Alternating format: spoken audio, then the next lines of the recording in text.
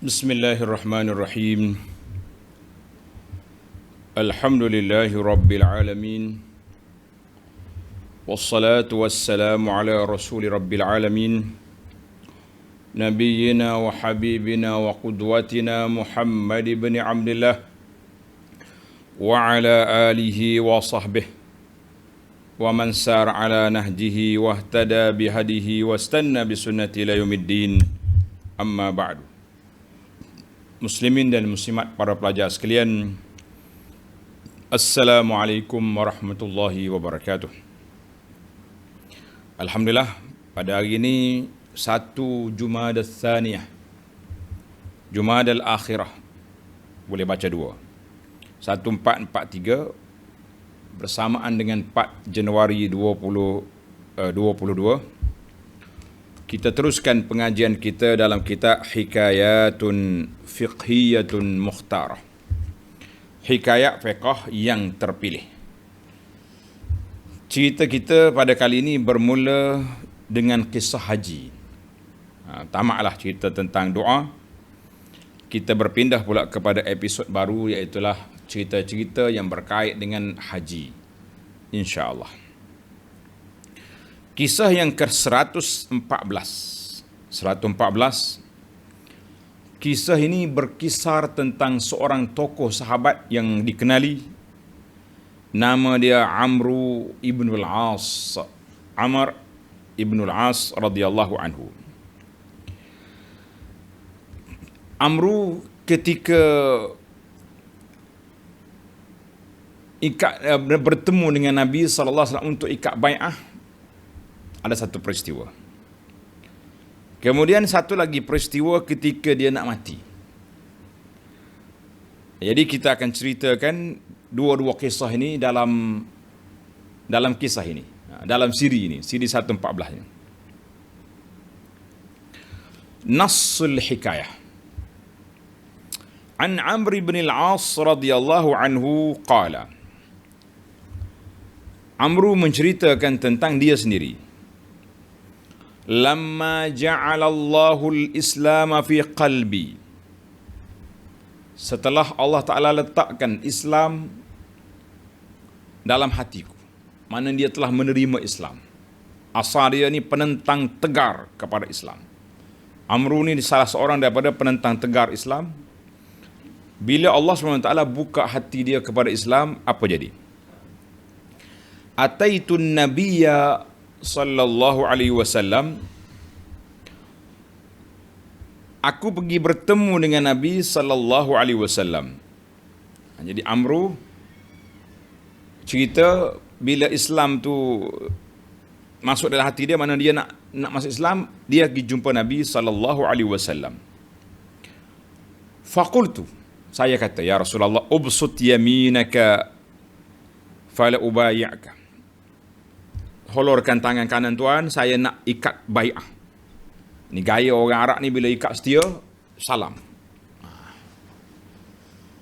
Fabasata yaminahu sallallahu alaihi wasallam. Nabi pun buka holor tangan dia untuk salam bai'ah.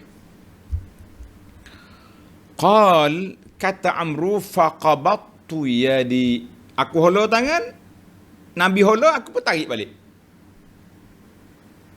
Qala an-nabiy sallallahu alaihi wasallam, "Ma laka ya Amru?"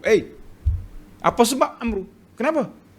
Kenapa tarik balik tangan? Tak jadi nak Islam. Kenapa? Yang penting Nabi tanya, "Ma laka? Kenapa apa ni? Kenapa tarik balik? Suruh aku holor tangan, kau tarik balik. Kenapa?" Kejut juga Nabi sallallahu alaihi wasallam. Mungkin Amru cancel, tak jadi masuk Islam ke apa cerita? Qal, kata Amru, qultu, saya pun cakap dengan Nabi sallallahu alaihi wasallam, aradtu an ashtarita. Maaflah, saya nak minta syarat dulu. Sebelum saya istihad Islam, saya nak buat syarat. Nak bersyarat.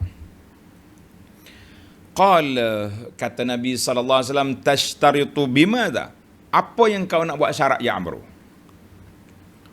Qultu an yughfara li. Allahu akbar. Syarat akunya, bila aku masuk Islam, Allah ampunkan dosa-dosaku yang lepas. Mana dosa dia nak bunuh Nabi dulu, dosa dia lawan Islam begitu lama, jadi aku minta Allah hapuskan dosa. Qala sallallahu alaihi wasallam, ama alimta, Amru, engkau tak tahu ke, annal islama yahdimu ma kana qablahu. Bila masuk Islam, Islam telah menghancurkan, meruntuhkan semua dosa-dosamu yang lepas. Dosa yang lepas, kosong balik. Delete semua. Wa annal hijrata tahdimu ma kana qablaha. Mu hijrah daripada Mekah ke sini, mari jumpa Nabi SAW untuk ikat setia ini. Hijrah ini juga telah menghapuskan dosa-dosa yang lepas. Wa annal hajja yahdimu ma kana qablahu. Engkau pergi haji, haji juga menghapuskan dosa yang lalu. Hazal hadis rawahu Muslim. Hadis riwayat Muslim. Jadi dalam ini ada 3 kelebihan. Islam, hijrah, haji. Kita sekarang ni yang tinggal depan kita haji. Islam, kita ada Islam, beranak di atas rumah orang Islam, alhamdulillah. Hijrah, sudah tidak ada lagi hijrah dari Malaysia ke Madinah. Yang ada lagi depan kita al-hajj. Maka tuan-tuan dan puan-puan, bersedialah kita untuk melakukan haji mabrur, kerana haji mabrur menghilangkan dosa-dosa yang lepas. Baik. Dilalatuha. Kisah ini sahih diriwayatkan oleh Imam Muslim. Apakah dilalatul hadis? Hadis ini menunjukkan kepada apa? Al-hajjul mabrur, haji yang mabrur. Apa dia haji mabrur? Haji mabrur teman al-maqbul minallah. Haji amalan yang diterima oleh Allah. Dengan cara melakukan haji dengan ikhlas, ikut cara Nabi SAW, tinggalkan segala larangan, patuhi segala arahan, maka itu nama dia haji mabrur. Siapa dia Allah terima akan haji dia, maka dihapuskan dosa-dosa dia, sebagaimana dalam hadis yang kita akan baca nanti insya-Allah.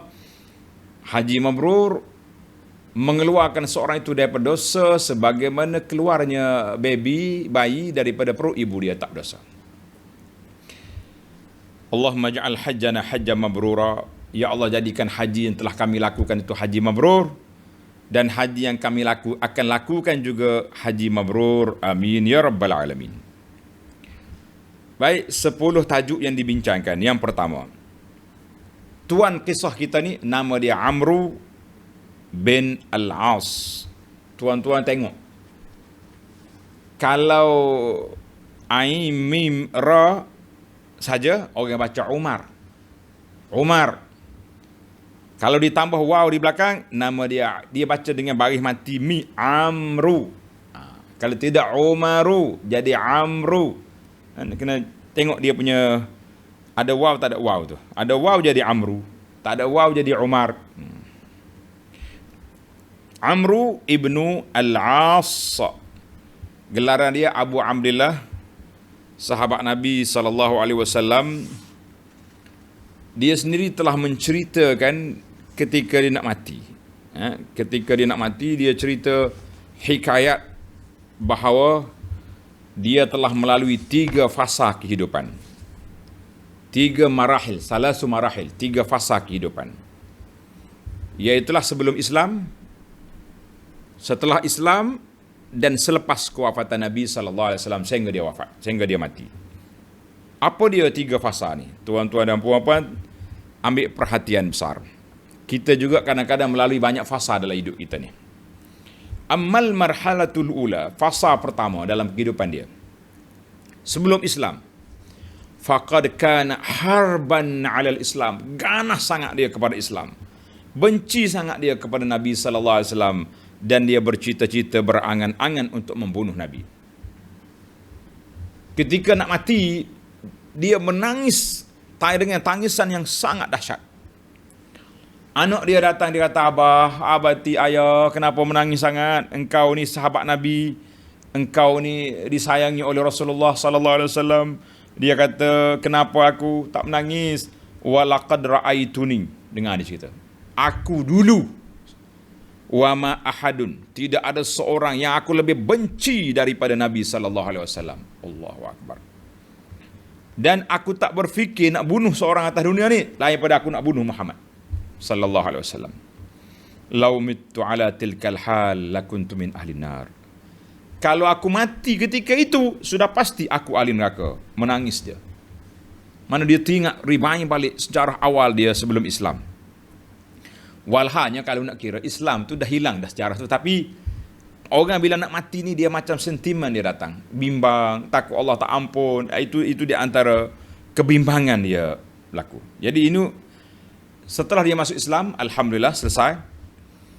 Cerita bai'ah tadi pun bila Nabi cerita balik pada dia, Islam menghapuskan dosa lepas, hijrah, haji, maka dia ikat setia dengan Nabi sallallahu alaihi wasallam. Kita berpindah kepada al-marhalatus tsaniyah. Peringkat yang kedua. Ba'dama ta'akkada lahu anna al-Islam madin ila an-nasr. Setelah dia tengok Islam telah merintis lorong-lorong kemenangan, nampak dah. Dia masih lawan Nabi lagi sallallahu alaihi wasallam. Dia masuk Islam lambat. Kita tengok nanti bila dia masuk Islam.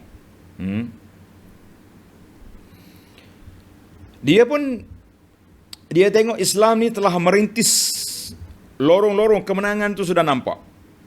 Sudah ramai orang masuk Islam. Wa syahida bidzalika an-Najasyi. Amru ni pernah dihantar oleh Quraisy ketika nak tarik balik Ja'far, nak tarik balik. Dia Najasyi cakap dengan dia. Allahu Akbar. Najasyi kata, mu ni orang dah terima Islam, kau dah lawan lagi, kenapa? Dia tengok sehari demi sehari Islam semakin menang. Maka ketika itulah dia nampak dia pun nak masuk Islam juga. Alhamdulillah.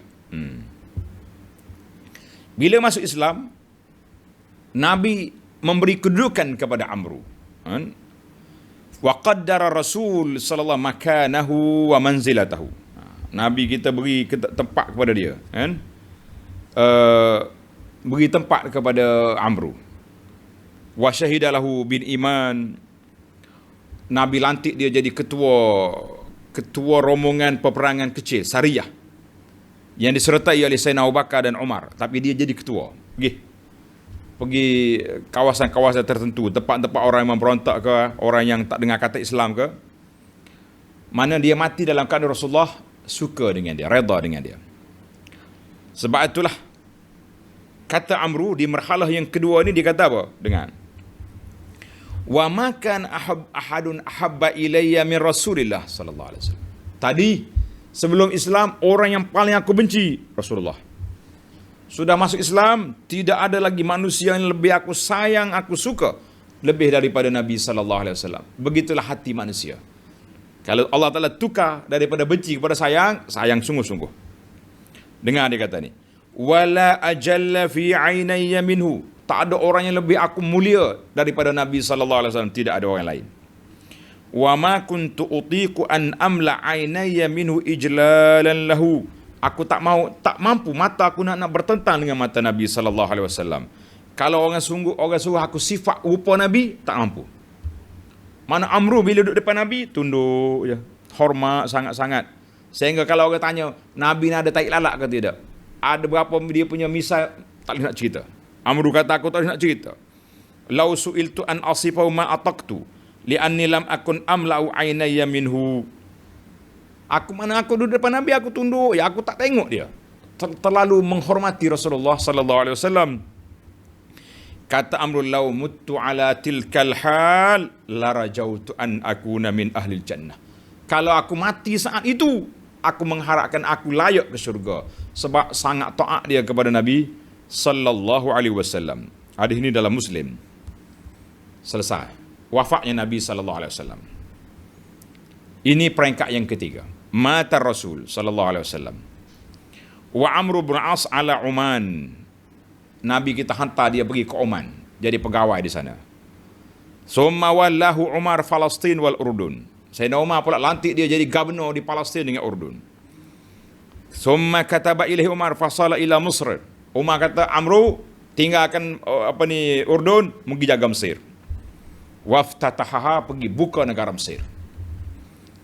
Dan dia duduk di sana menjadi gubernur di Mesir sehinggalah zaman pemerintahan Sayyidina Osman. Fanaza'ahu an Misra. Sayyidina Osman tukar Amru kepada Abdullah bin Abi Sarh. Abdullah bin Abi Sarh. Falamma qutila Osman wa wulliya Amirul Mukminin. Setelah Sayyidina Osman dibunuh dan dilantiknya Sayyidina Ali sebagai khalifah, ketika itulah berlakunya sedikit pergeseran di kalangan sahabat. Amru cenderung bersama dengan Muawiyah.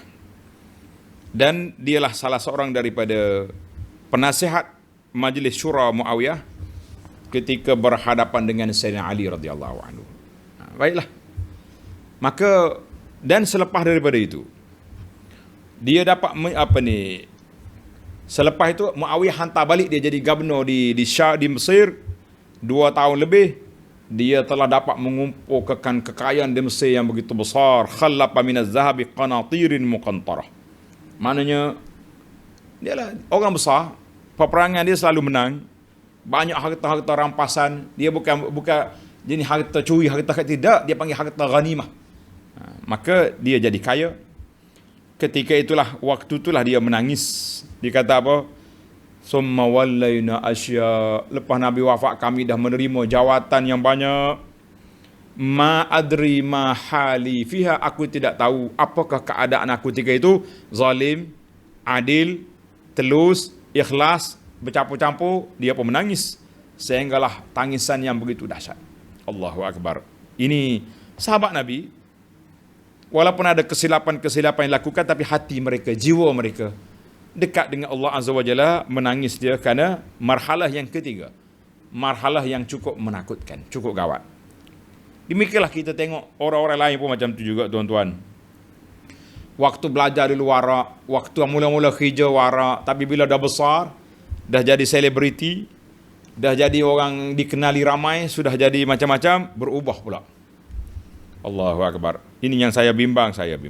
Kita bimbang perubahan kita selepas daripada kita mendapat kemenangan. Setelah kita mendapat kemewahan, kita mendapat tempat dalam masyarakat. Adakah kita mampu istiqamah? Tidak.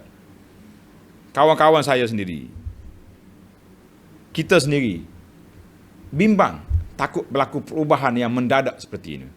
Dulu kawan kita ni tak pernah duk tayang bini-bini dalam Facebook ke apa, tak ada apa ni. Bini pun tutup pakai hijab je.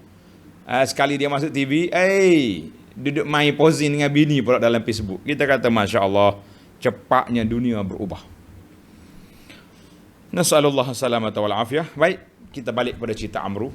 Jangan lari daripada tajuk. Qala anhu Az-Zahabi. Imam Zahabi mensifatkan Amru ni. Dia kata wa kana min rijali Quraisy ra'yan.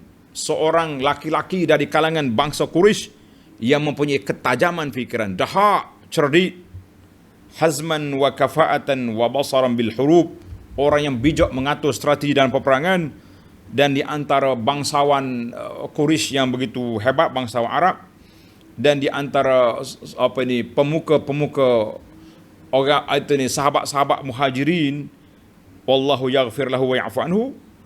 Allah Taala lah beri keampunan dan kemaafan kepada dia. Laula hubbuhu lid dunya wa dukhuluhu fi umurin, kalaulah tidak kerana dia ni banyak sangat terjebak dengan isu-isu dunia ni, aku rasa dialah orang yang paling layak menjadi khalifah, paling layak menjadi khalifah selepas daripada Sayyidina Ali. Tapi apa boleh buat, takdir Allah Subhanahu wa taala, liyaqdiyallahu amran kana maf'ula. Amr bin al-As meninggal pada malam Aidil Fitri tahun yang ke-43. Ketika itu umurnya bid'an wa thamanina sanah, lebih daripada 80 tahun. Wadufina fi Misra, dia dikebumikan di Mesir. Kalau tuan-tuan pergi ke Mesir sekarang ni, ada masjid masyhur, Masjid Amr bin al-As. Masjid yang masyhur nama dia Masjid Amr bin al-As. Tamatlah kisah seorang sahabat yang hebat. Kontroversi lah Amru ni. Kalau kita baca buku-buku sejarahnya ditulis oleh geng pro Syiah, lanyak. Orang kata lumak dicincangnya Amru ni. Tapi kita sebagai Ahlus Sunnah, kita berpegang dengan nasihat para ulama kita, mengatakan orang yang Allah Ta'ala selamatkan tangan kita dari darah mereka, selamatkan kita, lidah kita dari mencerca mereka. Tulis tuan-tuan, para sahabat yang Allah selamatkan tangan kita dari darah mereka, maka kita selamatkan lidah kita dari mencerca mereka. Ni kalau tidak puas Syiah ni, hari-hari dia cerita. Cerita Muawiyah, cerita Amru ni biasa ni. Abu Bakar dengan Umar pun dia cerita.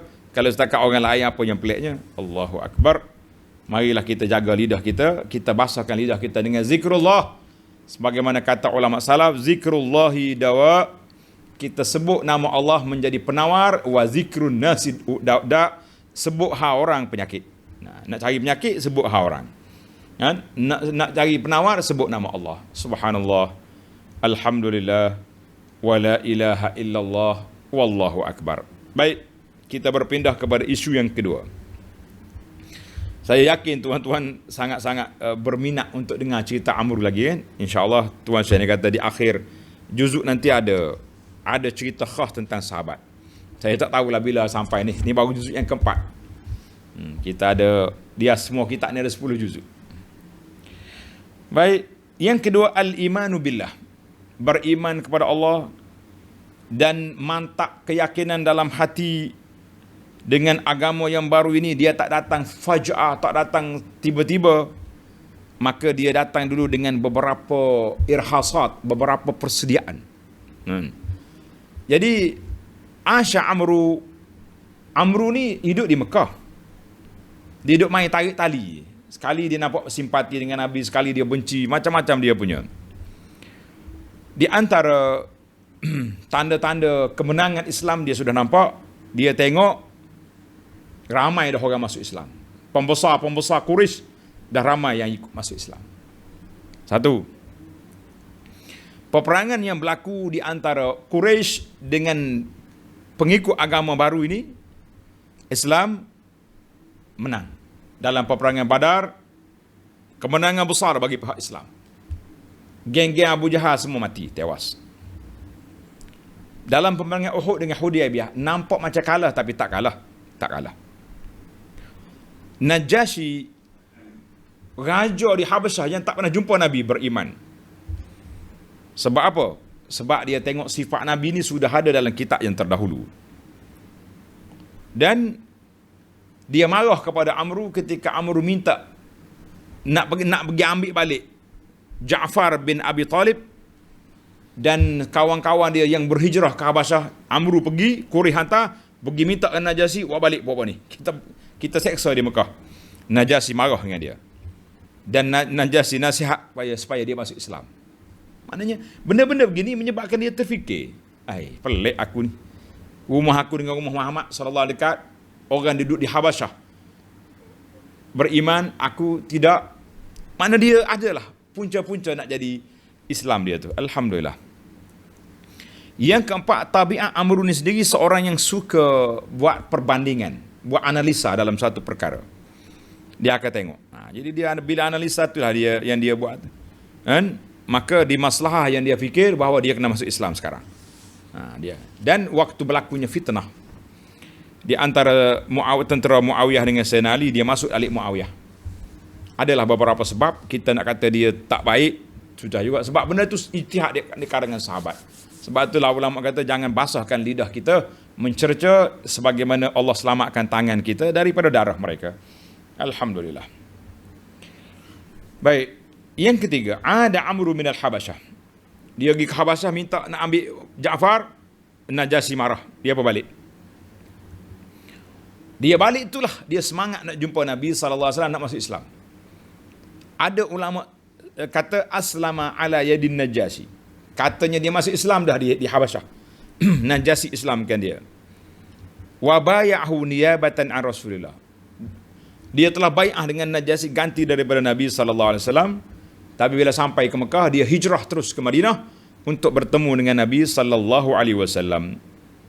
Dalam perjalanan nak pergi ke Madinah, dengar tuan-tuan, dia jumpa bapa besar, panglima besar Quraisy. Siapa? Khalid ibn al-Walid.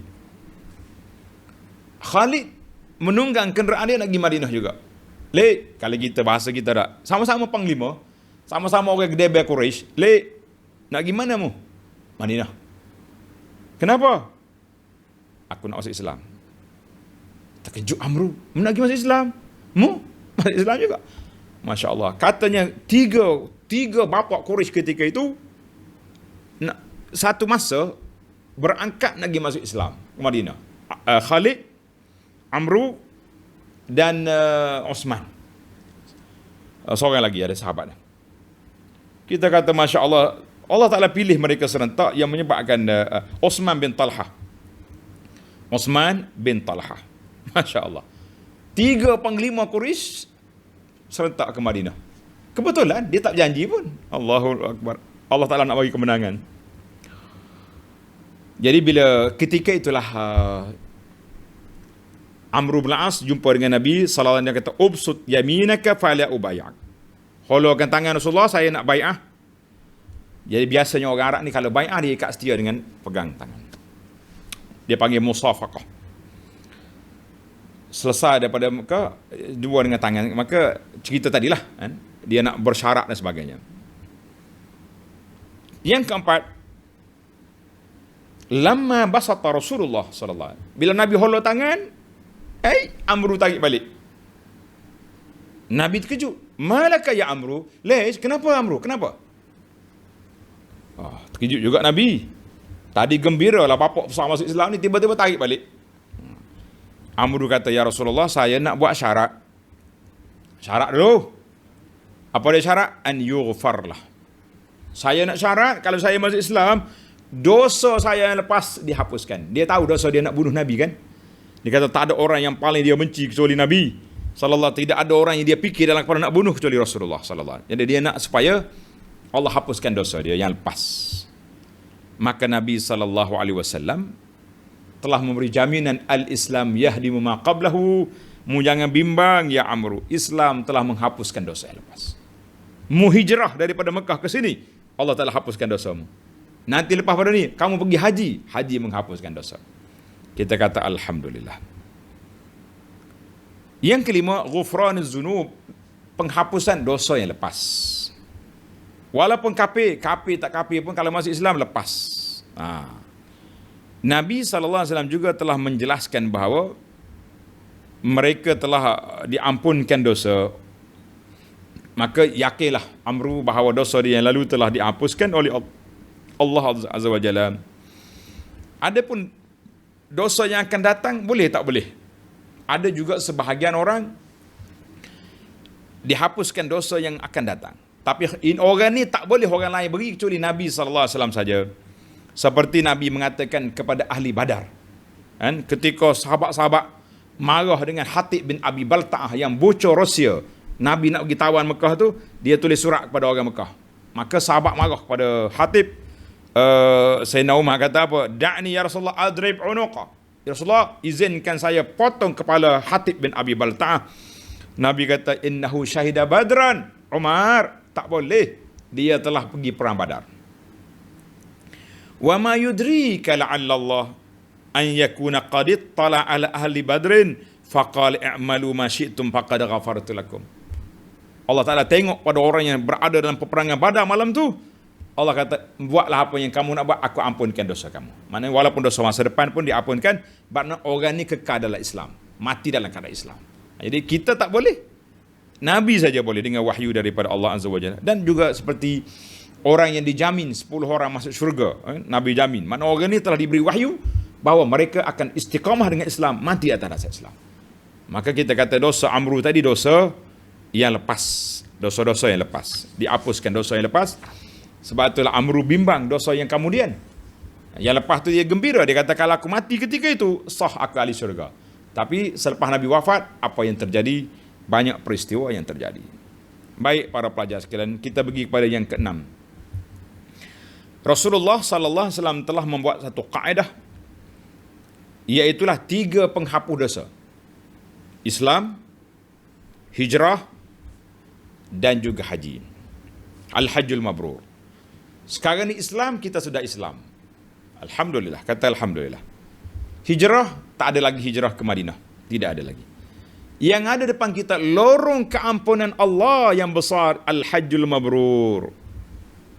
Tuan-tuan dan puan-puan, sebab itulah ana di antara orang yang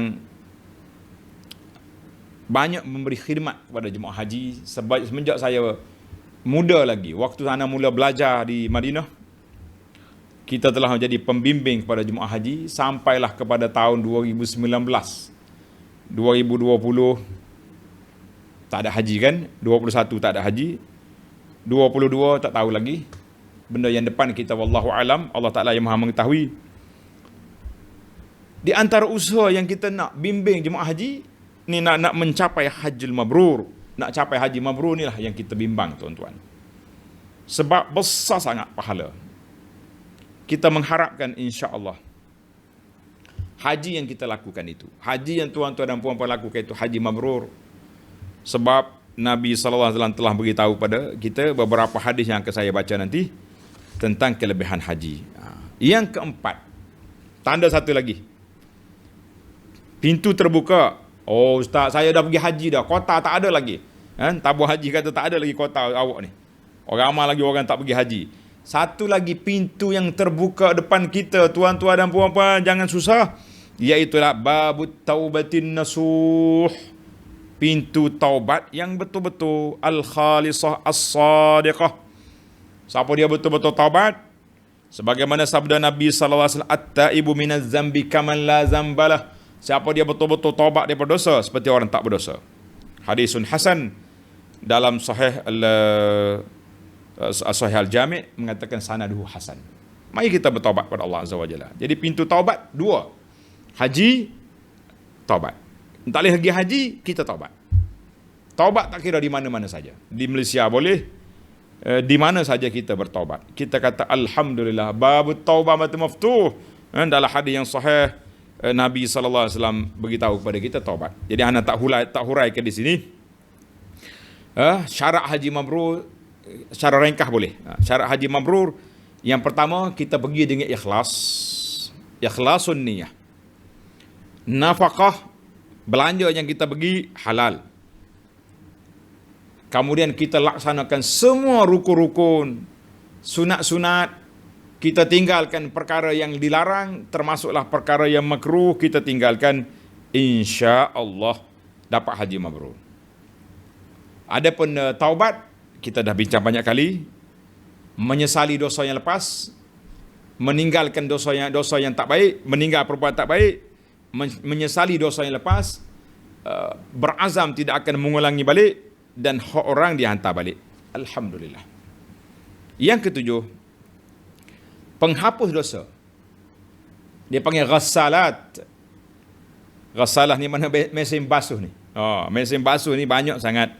Dan banyak peluang-peluang untuk kita menghapuskan dosa.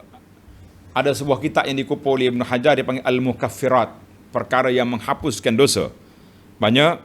Jadi kita kata muslimin dan muslimat, para jemaah sekalian, alhamdulillah, kita solat, kita wudu, kita istighfar, kita puas, ini semua penghapus dosa yang kecil, tapi penghapus dosa yang besar perlu kepada taubat kepada Allah dengan syarat-syaratnya yang telah disebut tadi. Baik, para pelajar sekalian, yang ke-8, al-hajju. Haji di antara penghapus dosa yang sangat besar. Mesin basuh kata, washing machine. Apa dia panggil ni? Orang Arab kata ghassalah. Ghassalah ni mesin basuh yang paling besar yang menghapuskan dosa kita. Dalam hadis yang sahih, sabda Nabi sallallahu alaihi wasallam, man hajja falam yarfus walam yafsuq. Siapa dia pergi haji, dia tak buat benda larangan haji, duk bincang hal perempuan, duk kosek bini di sana contohnya, apalagi kalau kosek orang lain, kan? Dan dia tidak fasik, tak buat benda-benda jahat, raja'a min zunubihi kayaum waladathu ummuhu. Allah Ta'ala keluarkan dia daripada dosa dia, keluar dia daripada Arafah sebagaimana kita keluar daripada perut mak kita tidak berdosa. Allahu Akbar. Hadis ini rawahul Bukhari wa Muslim. Dalam riwayat Tirmizi, ghufira lahu ma taqaddama min dzambi. Allah Ta'ala, aku hapuskan semua dosa-dosa yang lepas. Allahu Akbar. Oi, saya tak dapat pergi haji, macam mana? Hadis lain ada. Tengok tuan-tuan. Al-umratu ila al-umrati kafaratul lima bainahuma. Di antara satu umrah dengan umrah yang lain penghapuskan dosa di antara keduanya. Wal hajjul mabrur laisa lahu jazaa'un illal jannah. Haji mabrur tidak ada balasannya kecuali surga. Hadzal hadis rawahu Malik wal Bukhari wa Muslim wa ghairuhum. Banyak lagi lah tuan-tuan hadis tentang kelebihan haji ni panjang. Tuan-tuan boleh tengok dalam kuliah saja bab haji. Banyak sekali hadis-hadis yang mengajar kita, menyebutkan kepada kita supaya haji. Baik. Di antara kelebihan haji, kelebihan umrah. Kenapa kita nak pergi umrah sentiasa, berulang? Kalau kita ada kemampuan lah. Kalau tak mampu jangan cakap. Waliza haddan Nabi sallallahu alaihi wasallam ala tikraril hajj. Nabi kita menggalakkan supaya mengulangi balik haji. Dengan hadis Nabi kata, tabi'u bainal haji wal umrah.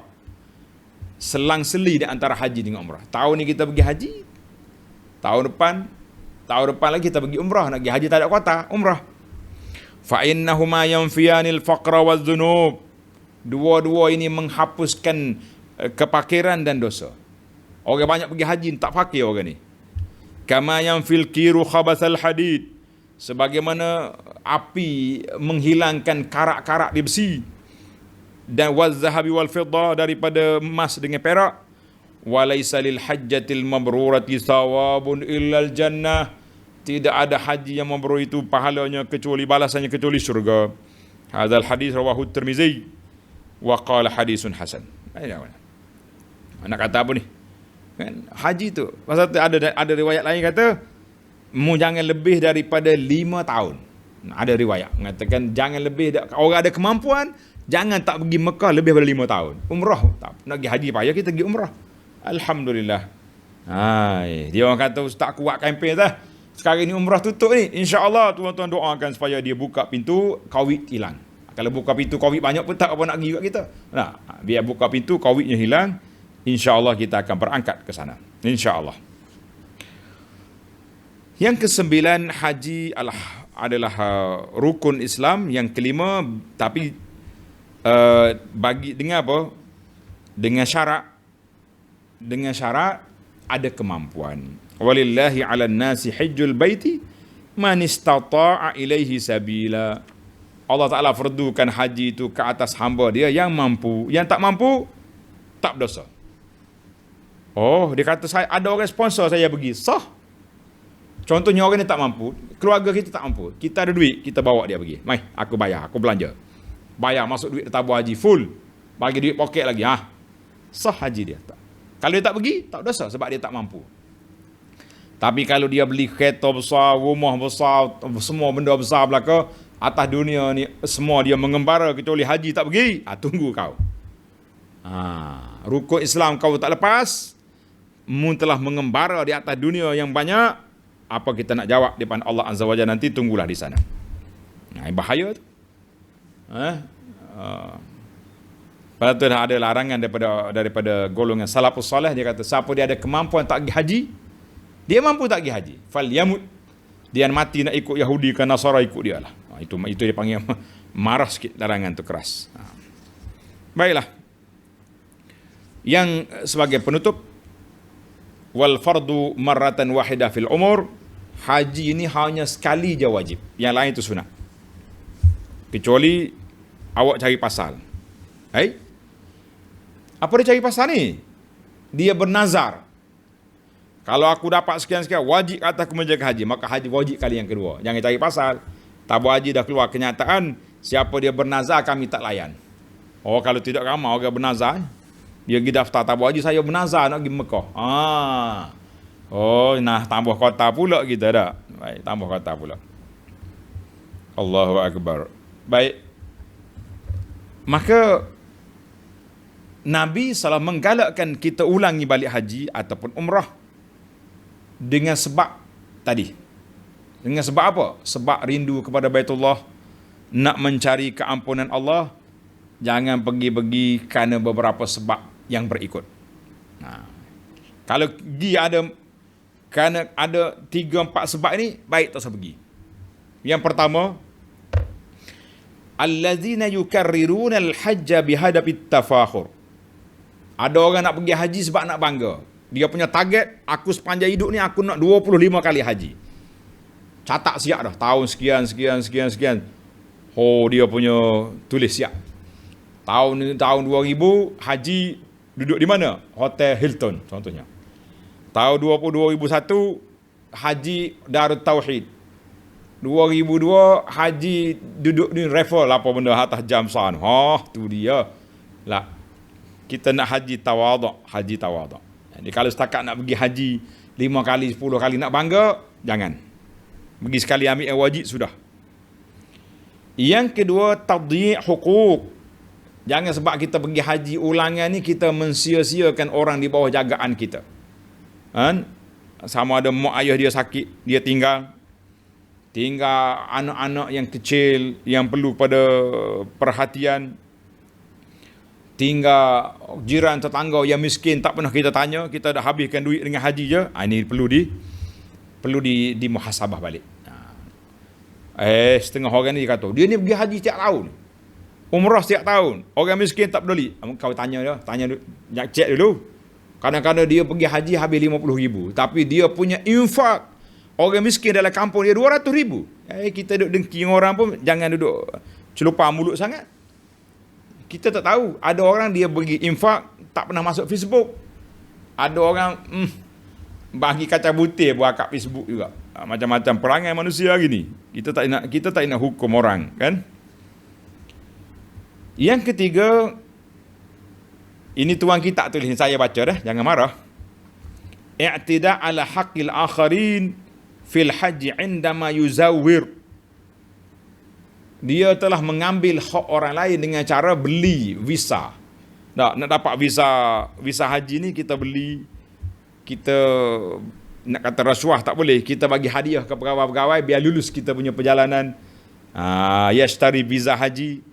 Maka untuk dia luluskan dapat kelulusan pergi haji, kita kata ini juga berbahaya sebab ambil kota orang. Saya tak ambil kota orang, ada kota anugerah raja, itu lain. Dia panggil masalah furada, tu lain cerita sebab dia ada kota lain. Saya pun tak nak panjangkan cerita ni, sebab kita tahu juga cerita-cerita ni. Sambil-sambil hidup jaga jemaah haji pun dengar juga cerita visa ni. Kita mengatakan hati-hati tuan-tuan, penjual visa kalau ambil yang orang jangan. Tak kira lah haji mana-mana saya tak namakan sebab itu berbahaya. Baiklah para pelajar sekalian, tamatlah kita 10 perbincangan tentang kisah Amru, pengislamannya dan waktu dia nak mati dalam keadaan yang begitu sedih. Kita juga perlu sedih. Kita juga telah melalui fasa-fasa yang banyak, fasa waktu muda, waktu sederhana, waktu tua sekarang ni. Jadi kita bincanglah dalam masalah ini. Allahu Akbar. Walillahil hamd. Baiklah, kita akhiri dengan tasbih kafarah. Subhanakallahumma wa bihamdika asyhadu an la ilaha illa anta astaghfiruka wa atubu ilaik. Wa sallallahu ala nabiyyina Muhammad wa ala alihi wa sahbihi ajma'in. Walhamdulillahi rabbil alamin. Wassalamu alaikum warahmatullahi wabarakatuh.